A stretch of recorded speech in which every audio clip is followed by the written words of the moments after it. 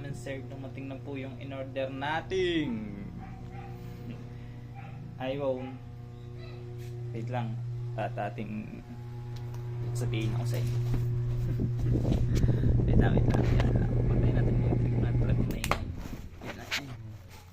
Guys, dumating na yung in-order kong iPhone mula sa EM Gadgets.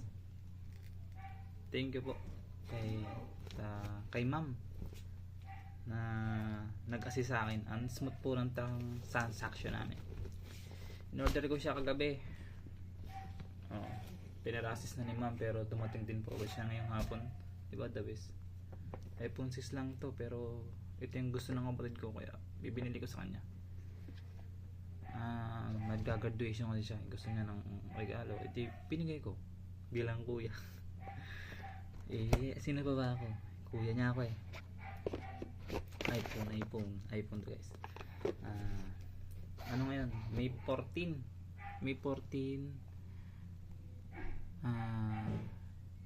642 guys. 642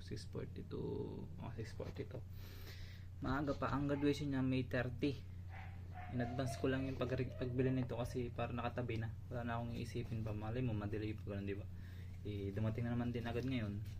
Thank you po kay ma'am na nag-assist po sa akin. Bago ko ibigay ito sa kanya, kailangan ko muna siyang i-prank. Hindi dapat masaya agad. Dapat maging malungkot muna siya.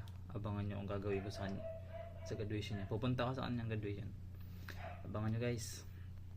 See you mga madam and sir. Pagbigay sa kanya ito at sa pag-prank ko sa kanya at sa papunta sa graduation niya. Maraming salamat sa akin. Peace. A few moments later. A few inches later. 2 hours later. 1 eternity.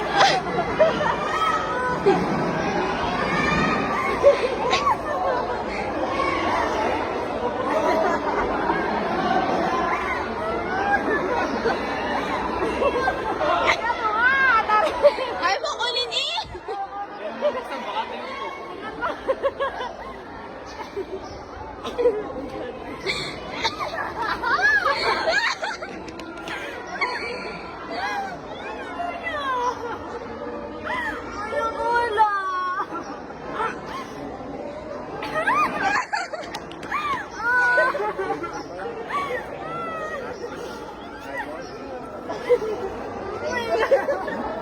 Yeah.